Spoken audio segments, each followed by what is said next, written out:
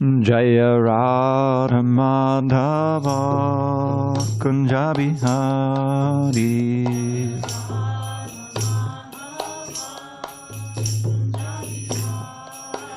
Jaya Radha Madhava Kunja Bihari.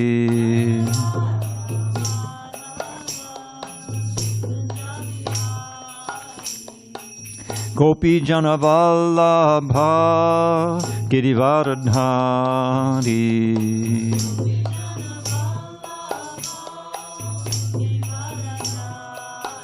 Jaya Gopi Jana Vallabha Girivardhari. Amba Girivardhari. Yashodanandana Vrajajana Ranjana. Yashodanandana Vrajajana Ranjana. Yamuna Tira Vanachari. Yamuna Tira Vanachari.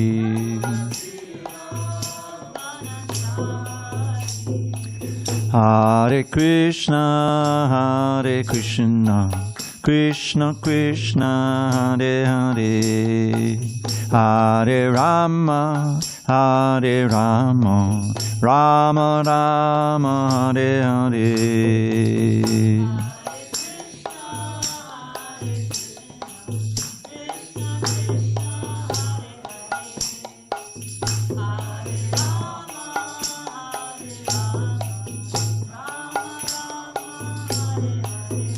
Hare Krishna, Hare Krishna, Krishna Krishna, Hare Hare, Hare Rama, Hare Rama, Rama Rama, Hare Hare. Krishna, Krishna Krishna, Hare Hare, Hare Rama, Hare Rama, Rama Hare Hare. Jaya Radha Madhava Kunja Bihari.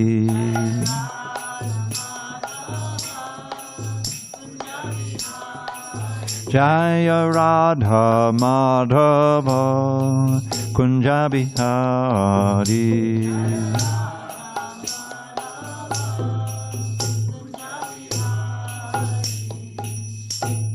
Jaya Om Vishnupad Paramahansa Padavajagacharya Ashtotarvata Sri Srimad His Divine Grace Srila A.C. Bhaktivedanta Swami Prabhupada Ki Jai. ISKCON BBT Founder Acharya Srila Prabhupada Ki Jai.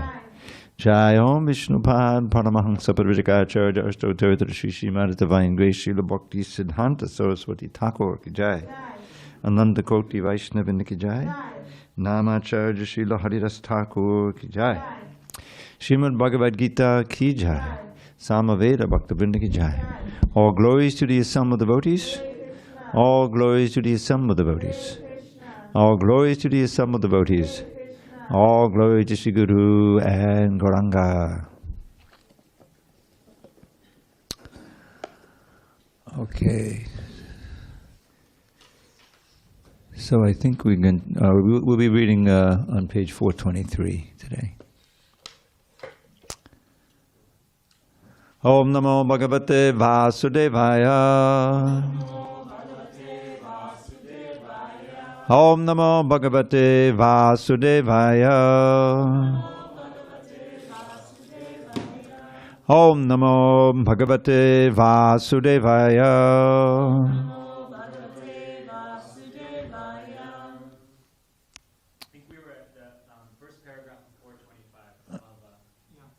I know, but there's so many devotees here who weren't there, and I'm just going to start on this verse again, text 4 to 5.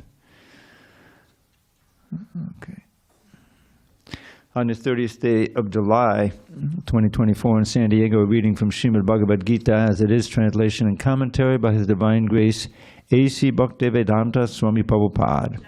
And we're reading chapter 10, The Opulence of the Absolute, text number 4 to 5 on page 423. Okay. Buddhi, Jnanam, Asammoha, Chama, Satyam, Tamashamaha, Sukham, Dukkam, Bhavo, Abhavo, Bhayam, Chabhayam, Evacha. Okay, so we're just going to do that first. I'll read the second one myself afterward. Buddhi Jnanam Sammoha, Chama Satyam Dhamakshamaha, Sukham Dukkam Bhavo Bhavo, Bhayam Cha Bhayamevacha, Buddhi Jnanam Sammoha, Chama Satyam Dhamakshamaha, Sukham Dukkam Bhavo Bhavo, Bhayam Cha Bhayamevacha, Buddhi Jnanam Sammoha, Chama Satyam Dhamakshamaha, Sukham Dukkam Bhavo Bhavo, Bhayam Cha Bhayamevacha, Buddhi Jnanam Sammoha, Chama Satyam Dhamakshamaha, Sukham Dukkam Bhavo Bhavo, Bhayam Cha Bhayamevacha. Go ahead, Chad. Buddhi Jnanam Sammoha, Chama Satyam Dhamakshamaha, Sukham Dukkam Bhavo Bhavo, Bhayam Cha Bhayamevacha.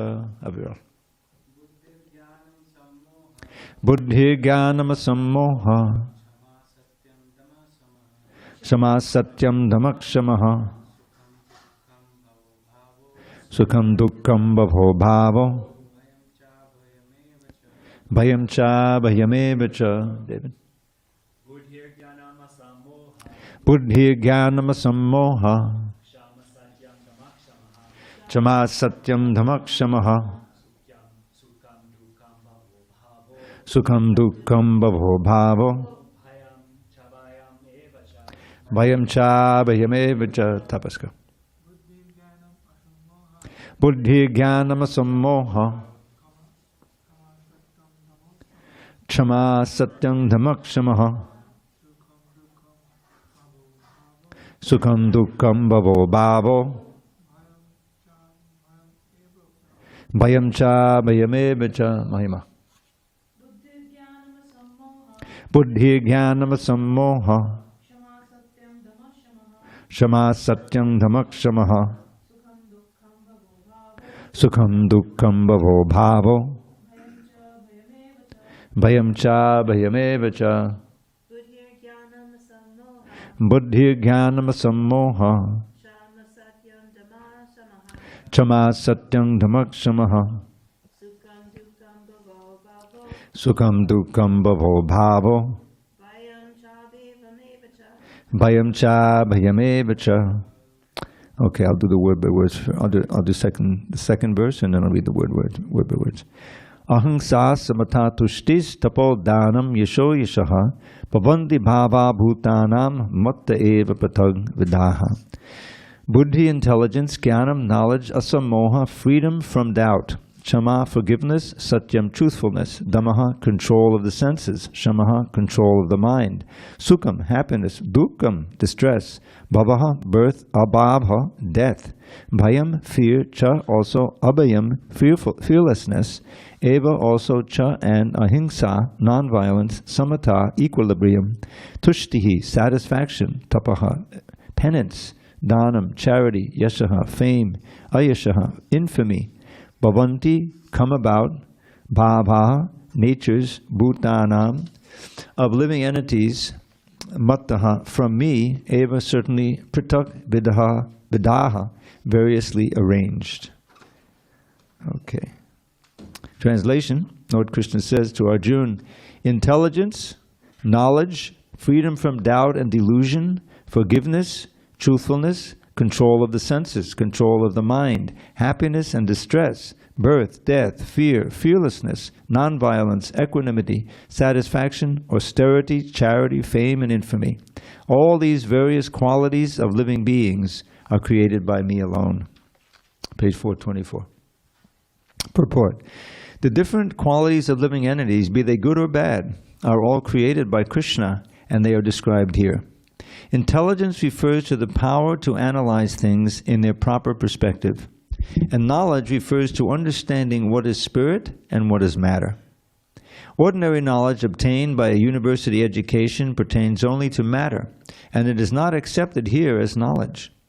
Knowledge means knowing the distinction between spirit and matter. In modern education, there is no knowledge about spirit. They are simply taking care of the material elements and bodily needs. Therefore, academic knowledge is not complete. Asammoha, freedom from doubt and delusion, can be achieved when one is not hesitant and when he understands the transcendental philosophy. Slowly but surely, he becomes free from bewilderment. Nothing should be accepted blindly. Everything should be accepted with care and with caution.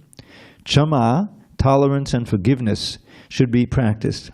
One should be tolerant and excuse the minor offenses of others. Now, this tolerance refers to tolerating some insult from others. Kshama is an interpersonal relationship.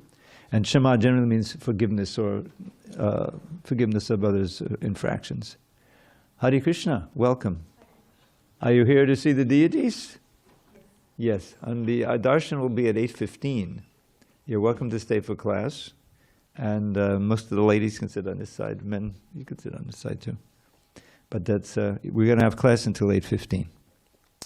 And why don't you make sure they have books, a couple of books? Okay, yeah. You got them. Okay. Page 420. Yeah, actually we're on 424 right now. Okay. Where were we? I know, but we're on 424. Shama? Shama, thank you. Yeah, I forgot. Shama. So Kshama, just to review, tolerance and forgiveness should be practiced. One should tolerate, excuse the minor offenses of others. Satyam, truthfulness, means that facts should be presented as they are for the benefit of others. Facts should not be misrepresented. According to social conventions, it is said that one can speak the truth only when it is palatable to others, but that is not truthfulness. The truth should be spoken in a straightforward way so that others will understand actually what the facts are. If a man is a thief, and if people are warned that he is a thief, that's the truth. Although sometimes the truth is unpalatable, one should not refrain from speaking it. Truthfulness demands that the facts be presented as they are for the benefit of others. That is the definition of truth. So this is a long purport, we'll break it up. Om jnana timirandasya jnanandana shalakaya chakshu unmilitam mena tasmai shri gurave namaha. I was born in the darkest of ignorance, but my spiritual master, Srila Prabhupada, opened my eyes with the torchlight of knowledge. I offer my humble obeisance unto him and all members of Sri Parampara. So just before we begin exploring some of these items that Krishna says he is the source of, the source of everything, one of the features of this particular chapter is that it contains the 4 essential verses of the Bhagavad Gita, 8 through 11. And Krishna says there at the beginning, Aham sarvasya prabhavo, which is exactly what he's describing here, which means I am the source of everything. Everything emanates from me. And the wise who know this in truth worship me with all their hearts. So that is those who know the Vedanta Sutra a little bit can see that this is related to that. Because the Vedanta Sutra, Vedanta means the end of knowledge. Veda means knowledge, Anta means end. So the culmination of all knowledge is something that as human beings we should be interested in. Now is the chance. The first sutra says, Tato Brahma Jigyasa. Jigyasa means be inquisitive. Ask after it. And this is what you should inquire after. You think about it during the day, no matter how old we are or what our situation is, we're always looking, inquiring. We're also answering, where is this? Where are my keys? Where's the rent for the whatever? How can I acquire these things? So we're always inquisitive. But the human life is especially meant to be inquisitive about the absolute truth. Now, what is that absolute truth? That's the second sutra. Janmad yasya yataha. Janmad yasya yataha. These are sutras, means very little aphorisms which need explanation. So janma means birth or creation, and adi means what comes after birth, which in this case is sustenance for some time and then destruction. So creation, maintenance, destruction. Where is the source of all of that? Here we are sitting here, we exist, we don't, where is the source of everything that we see and hear, including ourselves? So Krishna is going to be explaining that in this purport, in this chapter. And in the 8th verse, he says exactly that. Aham sarvasya prabhavo mattak sarvam pravartate. I am the source of everything, everything comes from me. Now that sounds like it might be a little redundant, but no, he's showing that from Krishna's point of view, from the Asabon, I am the source of everything. From our point of view, we want to know, where does everything come from? Oh, it's Krishna, you see? So everything is sourced to Krishna, and Krishna, I am the source of everything. So we'll explore that. Now he's already starting with that. This is a list. Not all of them are positive, as explained here. Knowledge and intelligence, oh, that's good. Freedom from bewilderment, Shama, tolerance, that's good. Satyam, truth, self-control and equanimity, that's great. But then we get to dukkam. Dukkam is unhappiness. Abhavo, existence and non-existence, and fear. So the next second line is, full of things that we may not be so happy to encounter. But those also come from Krishna. And they all are meant for our, helping us exist in this world, and also encouraging us to inquire, where is everything? And where is that place beyond the dualities, where I can finally stop all this change? See, this is the main dichotomy in everybody's existence, is that we ourselves are eternal, unborn, undying particles of consciousness. We're pure consciousness. We never die. But our body is constantly changing. We are sat, eternal, no change, spirit. But we're encased in matter. It's like Prabhupada, we're like wearing a shirt and a suit, and a coat. The shirt is the inner body, the mind, intelligence, and ego, which doesn't perish when the gross body dies, and along with the soul. And the coat is our external body, what we see in the mirror, what we commonly call the body. You see, that's temporary, just like the coat is temporary. Prabhupada uses that Krishna uses that analogy in the second chapter. Vasangsi jirnani yatabihaya nirvani grinnate nadoparani tata sharirani vihaya jirnani yangyani sangyati navani dehi. Just as eventually, each of us, whatever clothes we're wearing now will eventually wear out, and we'll discard them, okay, give them the goodwill or whatever, and then we'll have new clothes.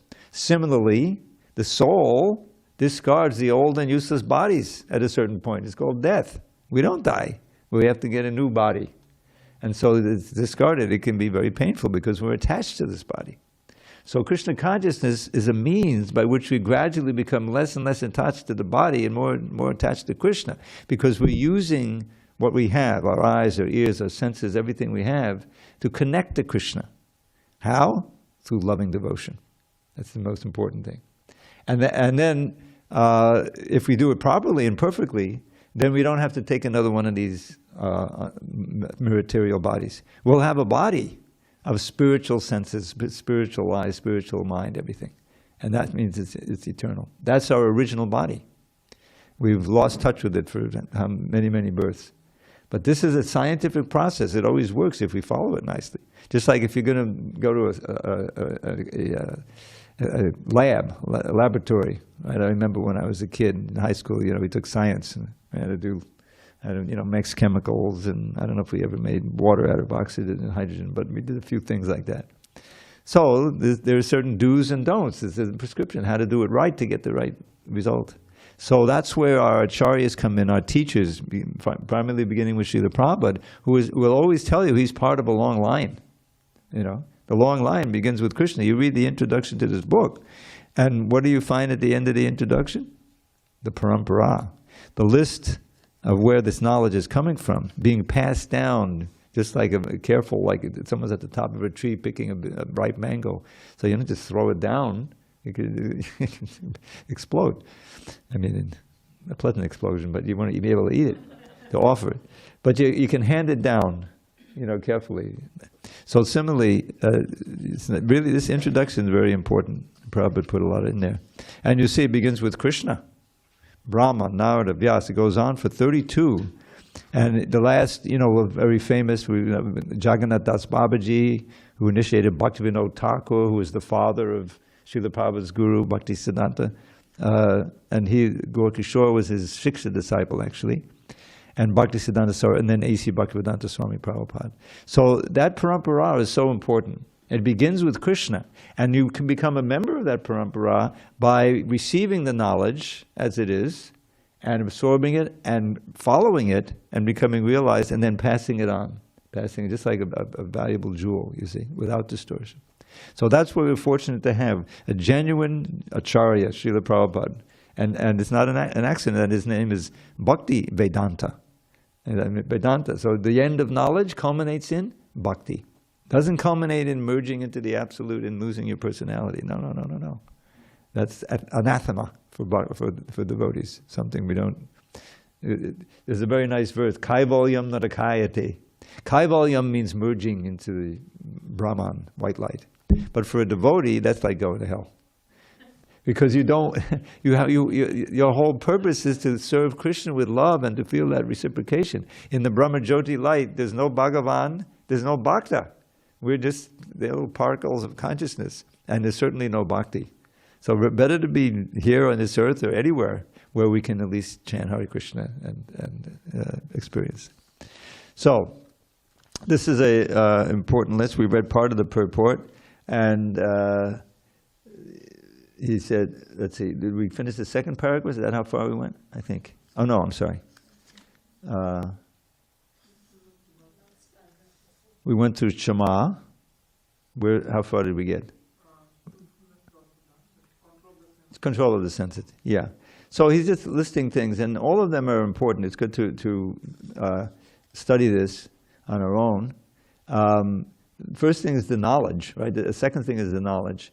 Knowledge refers to understanding what is spirit and what is matter. Famously, I think it's in the 13th chapter, Prabhupada said, real knowledge is understanding matter, spirit, and the controller of both. Matter is everything we see around us. Spirit, we are particles of spirit. Whenever you see a conscious organism or something, whether it's an animal, a plant, or anything, there's a spirit there. There's a soul. And you can one of the things of thinking like that, of seeing the world through the eyes of Shastra, is called Shastra Chakshus, the eyes of Shastra. We don't, like when we get to, in chapter 7, we learned, Krishna says, Rasoham apsukonteya pabasmi sasisuryayo, that I am the taste of water. I am the light of the sun and the moon. I have the fragrance of the earth. I am the ability in man. And he has a whole list there. And we experience these every day. So next time you see the sun, you say, oh, this is Krishna's energy. It reminds you of Krishna. You see? Every fragrance, of course we like this, pleasant fragrances. But, I'm the fragrance. So the point is that it's a beginning stage where the things in our everyday life, even the functioning of our own body, which Krishna says, yeah, I created that. This is, we should remind us of Krishna. Because we want to remember Krishna more and more throughout the day. This is one of the things that, the basic principle is described. Smartavyak satatam vishnor, vismartavyo jatushit, asava vidinashedakshur etayoreva kinkara. A very nice verse. Because if you recall, at the end of the last chapter, we had a key verse, Man mana bhava mad bhakto. The Krishna consciousness in a nutshell. Always think of me, become my devotee. Now, there's a lot of details to that. Become my devotee, offer your homage to me, worship me. In this way, connected to me always, you will come to me. You will certainly come to me. And the verse is repeated practically word for word in the 18th chapter, so you know it's important. So that thinking of Krishna, this is the basic point, is the thinking of Krishna. And understanding that Krishna is within us and without us, and we have this intimate relationship with him, which we've forgotten, and we're trying to revive it. You see? That you can forget Krishna, but you can't escape Krishna. He's in our heart. He's in our heart as a super soul. He's in every atom, you see? And most importantly, you see, because I was thinking, you remember a few years ago, I always forget his name, but one guy who was working for the government, he revealed that the government is spying on all our phone calls and everything. You know, they're looking like they're not supposed to do that according to the Constitution. You know, so they're doing that. And then he didn't hang around. He went to Russia. He lives in Russia now, so they couldn't catch him. But it reminded me, well, why is that so terrifying? You know, why is that so disturbing? Because you don't have the great trust that these people have your best interest in mind, that they're listening on everything. You know, you don't want them to know that. You know. So, and that's in the Constitution. If you're a criminal, I suspect, and they have to get a warrant, right? You're not supposed to, you know, vacuum everything up, right? What is it? Edward Snowden. At Snowden. Thank you, Edward Snowden. So, but think about the super soul. The super soul, Krishna, he knows everything.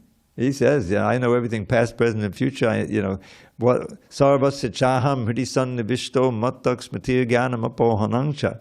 It says, I am in everyone's heart, and from me come knowledge and forgetfulness and remembrance, you see?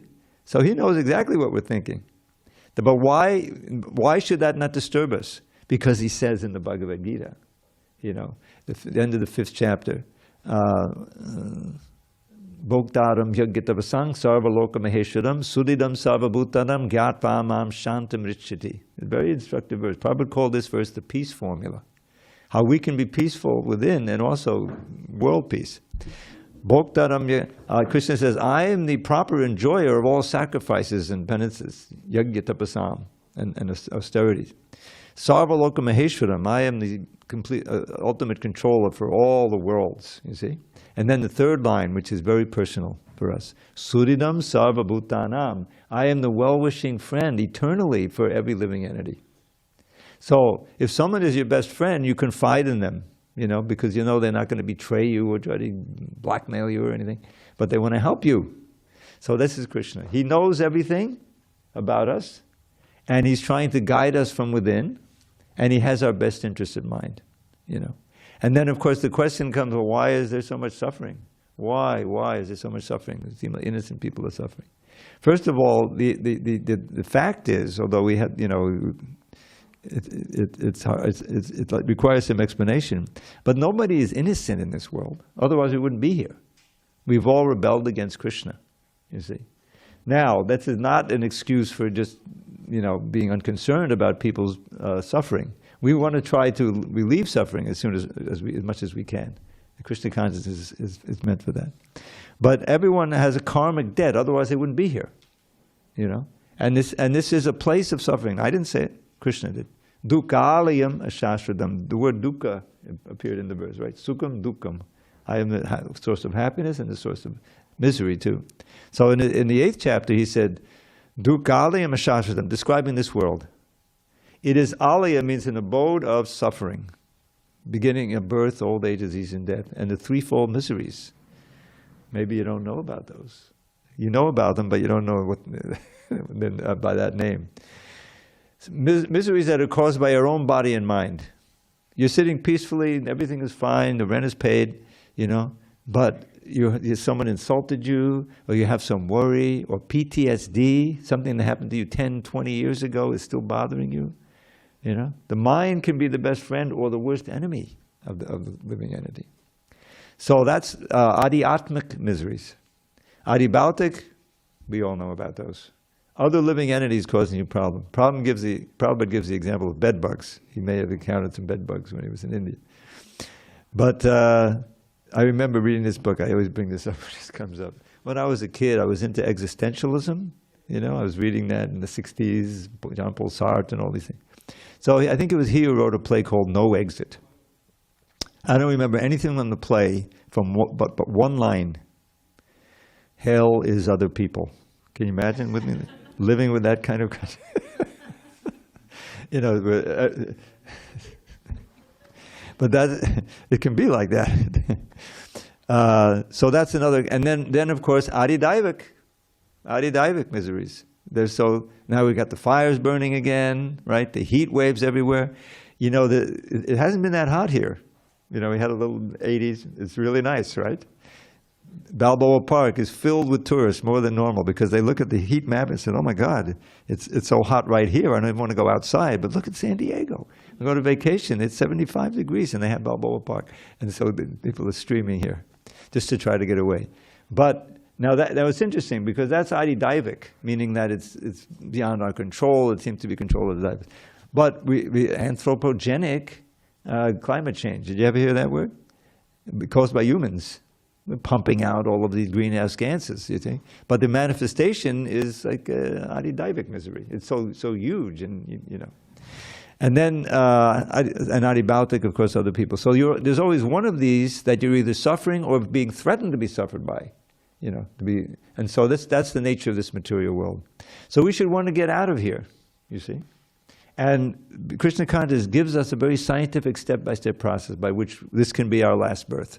And we can, in Prabhupada's immortal phrase, go back home, back to Godhead. It's our home. We're all aliens. We're exiles here. We don't belong here in this world of birth and death. See? So we have to make the best use of a bad bargain. Prabhupada would quote that from his own spiritual master. It's a bad bargain, you know. We live in Kali Yuga. The life doesn't, you know, there's all these things going on. But the best use is to learn this science and to begin practicing it in our own home. And it's so simple to start. Chant Hare Krishna. You see? Read the Bhagavad Gita. Hang out with devotees who we call sadhu sangha, you know. And take up the process of devotional service. And then back to that verse I quoted, Smarta Vyaksatatam Vishnu, all of the do's and don'ts in any process. You want to get it trained up to be a gymnast or be whatever.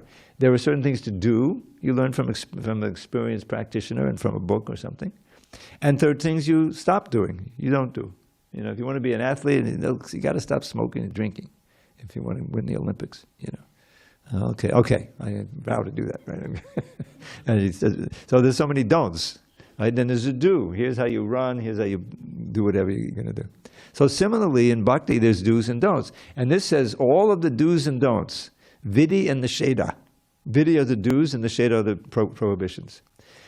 Eva Kinka are servants of this main principle. Always remember Vishnu, and Prabhupada says, and Krishna is the original Vishnu form in the translation to this verse. Always remember Krishna and never forget him. Smartavyak satatam, always remember. Vismartavyo najatachit, and never forget. That's not so easy.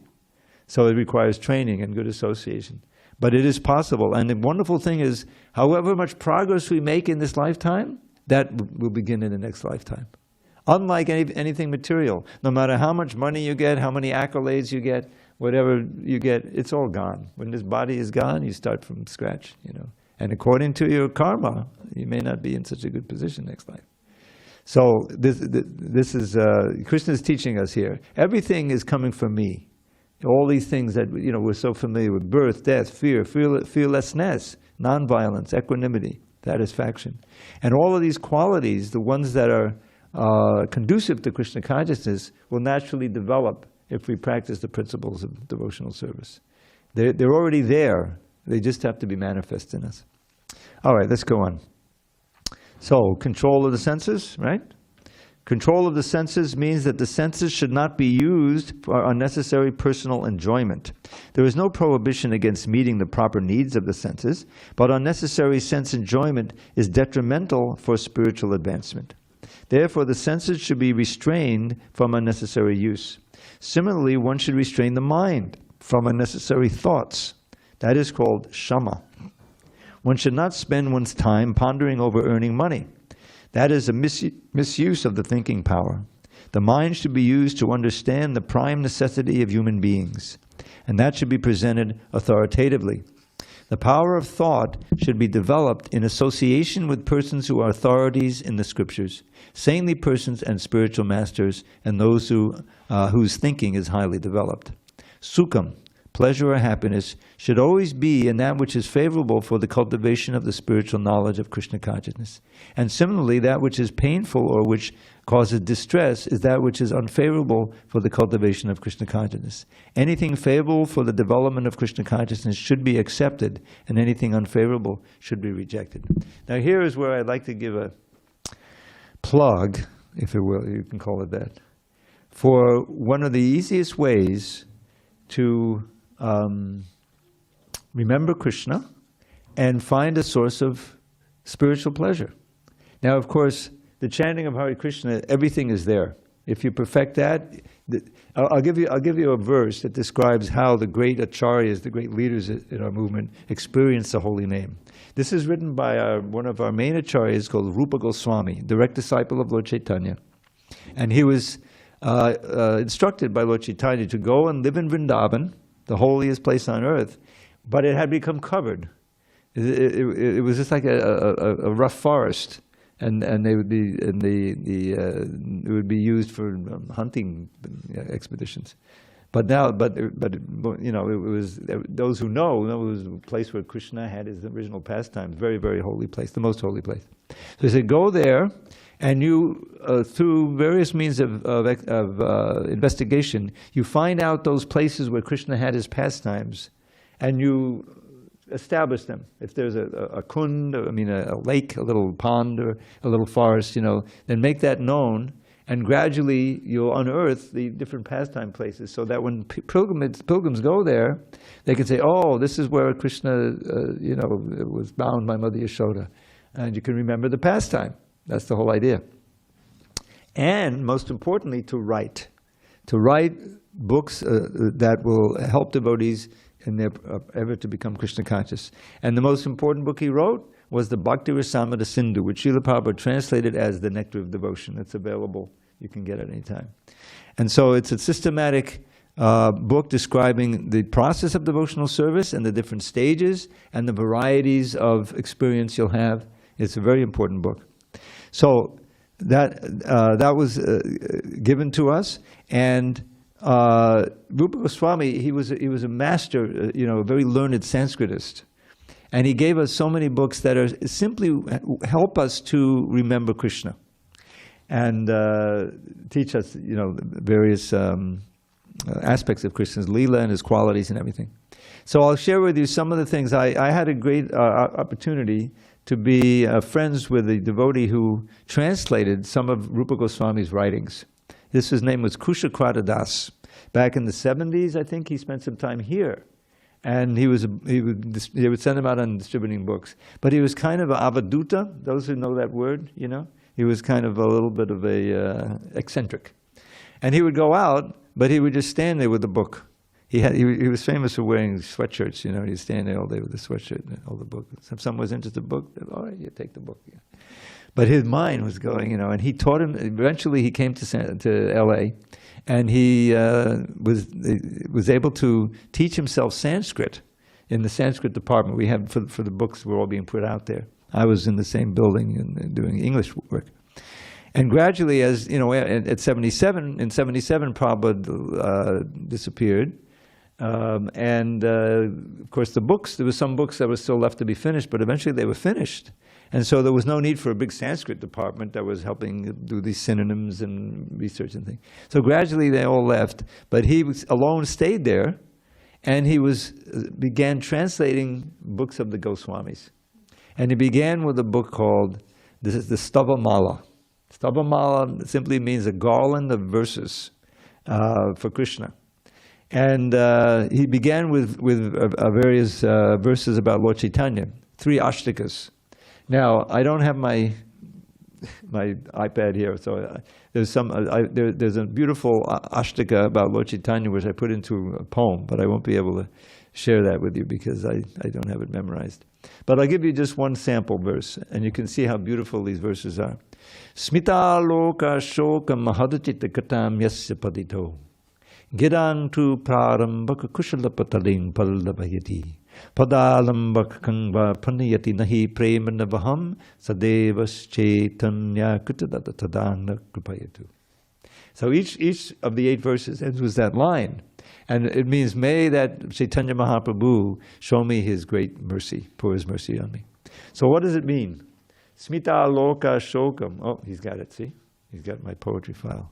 But that type is so small, I'd have to have a microscope to read it. Can you read that type? You can zoom it like this. Oh, okay. What are you looking Oh, okay. How about this? I need this. Oh, there it is. Okay. All right, so this is good.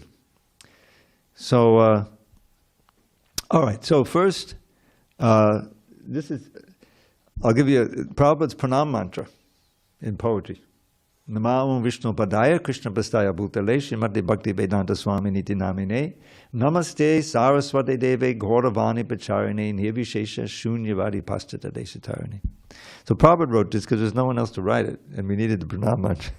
Om, I bow to A.C. Bhaktivedanta Swami Prabhupada, whose mission is to teach the art of purely serving God. To Krishna, no one on this earth can be more dear than he, for at Shri Krishna's lotus feet he dwells eternally. Obeisances to you, O prime disciple of your Lord, Sri Saraswati Thakur, wielder of the preaching sword.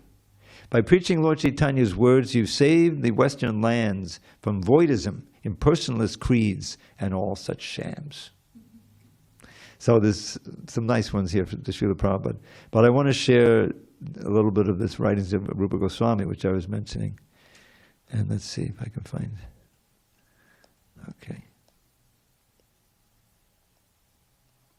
The first part is all the Prabhupada. Okay, here. So here's some of these verses about Lord Chaitanya.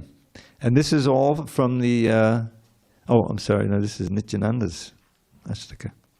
That's another Vrindavandas Thakur. Here it is.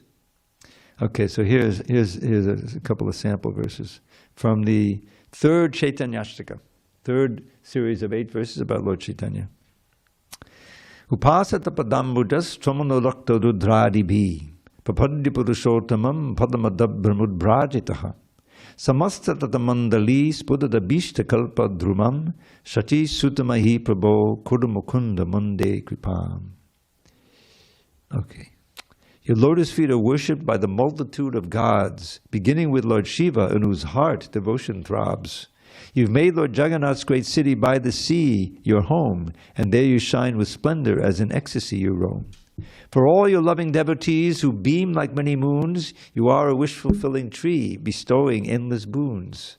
O Lord Chaitanya, Shri Mukunda Shachi's precious jewel, please shower your compassion on this wretched, stubborn fool.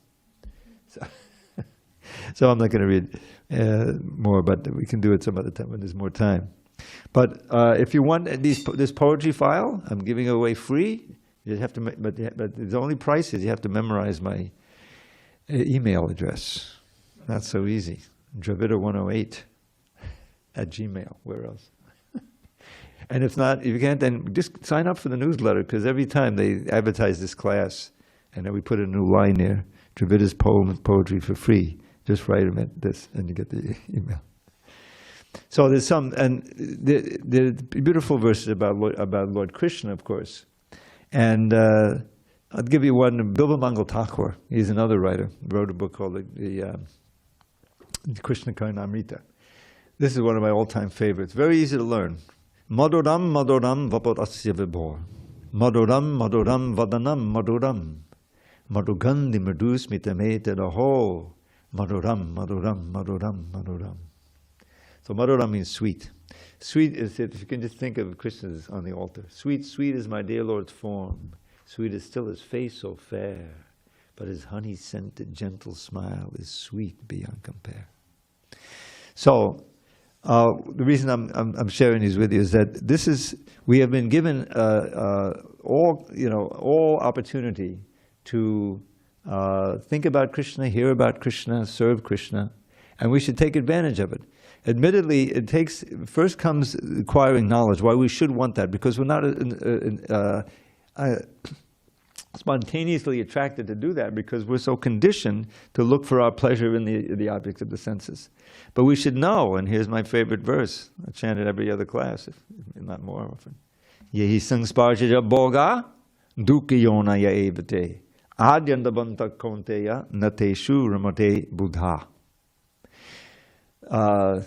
The pleasures that are derived from contact of the senses with their sense objects is the source of all misery. O son of Kunti, the wise. Oh, wait a minute. Yeah. Yeah. O son of Kunti. Okay. The intelligent person does not take part in the pleasures that are due to the contact of the senses with the sense objects. O son of Kunti, such pleasures are the sources of all misery, and they have a beginning and an end. And so the wise do not delight in them. So that's all the kinds of pleasures we know. So where are we going to get our pleasure? That's in the previous verse. Bayas parshe sasaktatma vindatyatmaniyat sukham sab brahma yoga yuktatma sukham akshayam ashnite. Now that word sukham, which has appeared in, I think appears twice in this verse, was one of the things that Krishna creates. Remember, sukham, dukkam, also misery.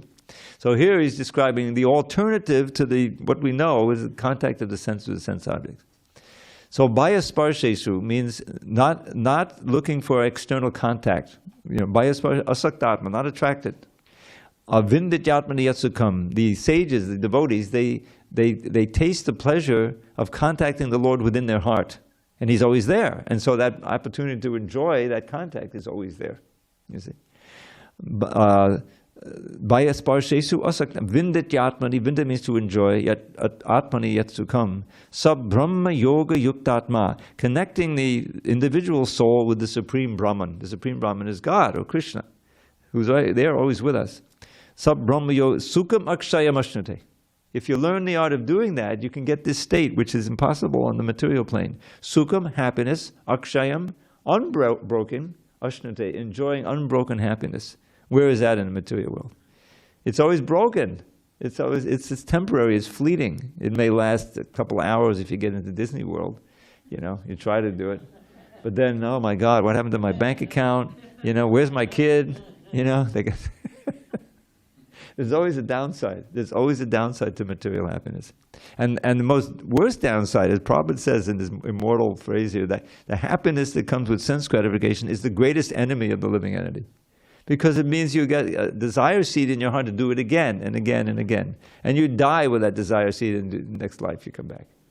But if your enjoyment is by serving Krishna, then it doesn't end. It doesn't have to end at the point of death. You simply graduate to the spiritual world and it goes on for eternity. Eternity. That's Satchit Ananda. We have that life. It means eternal, full of bliss, full of knowledge. So we should have faith that it's real. Prabhupada didn't come here, in order to make money. Obviously, he had $7 in his pocket. He got on a boat. It wasn't a cruise ship. It wasn't Queen Mary. It was a cargo ship with a cabin in it. It was back and forth. He got sick. He had 2 heart attacks. So what kind of investment was that? He obviously wasn't doing it for money. He was doing it because he was asked to do it, and because he had compassion for us. And even when he had millions of dollars at his disposal, he said, "Okay, let's print books, let's build temples." He never stopped traveling because even though he was elderly, and obviously it wasn't the material motivation. It was and that's why he was able to make so many disciples, because they felt his care for them, and they cared for him, and they wanted to obey him. And that's the essence of devotional service. Okay, any discussion on these points? Back to David. Okay, we'll see what that means. How would Prabhupada or how would Krishna consciousness respond to those of the left-hand persuasion that might, on the basis of this these shlokas, say, well, if fear, distress, and infamy are all qualities of Krishna too, why not just They're worship not qualities Krishna of Krishna. He's the source of those things on the material plane. Yeah. Then what's the end of the question? Why not just worship Krishna by worshiping the dark aspects of existence, distress, infamy, and so forth? Would you like to try to do that? No, I don't. But there are people that do it. Yeah, you can get yourself, into all kinds of madness. We don't have to look very far to see that in the world. But the point is that this is all born out of great ignorance. Ignorance of what will actually make you happy, how you'll succeed in life. So we have all of these relative temporary goals that were set because we're conditioned souls. We don't know anything of this completely covered. So it takes the willingness to to kind of admit that I don't know what to do. I need guidance, and to have the good fortune to accept guidance from those who really know how you can taste and experience the highest pleasure, and don't want to exploit you for it. Are not out to make some kind of money or anything like that. And Prabhupada showed by his life that he kept traveling till it was impossible to travel. The last trip was unbelievable. He went from India to England, and practically he was, he couldn't talk, he could hardly see, and he just went there and sat there, and the devotees who came from all over, especially in Europe, to see him, they were just in awe at how he to give his association, he came. No one does that for material motive, So therefore we can trust that he was giving us the knowledge as it is, and his representatives have the same motivation. So that's the answer. Is that yes, there is suffering in this world, but it's all just. We are suffering our own results of our own activities. So if we change our behavior, and if we get the mercy of the Lord, then we can get free from so many eons of karma. That's the first promise. That's the first installment. Just start chanting Hare Krishna. You chant a little bit of Hare Krishna, and you don't know, you don't realize it, but it's all auspicious for your life. So we just kind of inundated with great invaluable gifts we've been given. All we have to do is to take them up, beginning with regular chanting. All right, so is it time for a few more poems? I'll tell you a few that I know by heart. So this is an ashtaka. I don't know if I'll get through the whole thing, but I'll get through the first. And this is one of my favorites of all time. It's called the first Kunja Bihar Ashtaka. Kunja are the groves and gardens of Vrindavan. And Kunja Bihari means Krishna who enjoys there in those gardens and with his friends and with his gopis and everything like that.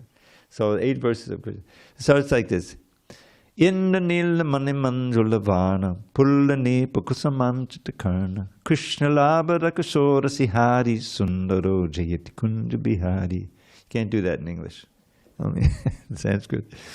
His smooth complexion conquers sapphires, stunning to the eye. Kadamba blooms with fragrance full on each ear gently lie. His beauty's greatened by his chest where Gunja necklace stays. All glories to the Lord who in Vrindavan's forest plays. Radhika vadana chanda chakora sava ballava vaduda dichora. Charchari chatudatan charato jayat kunja bihari.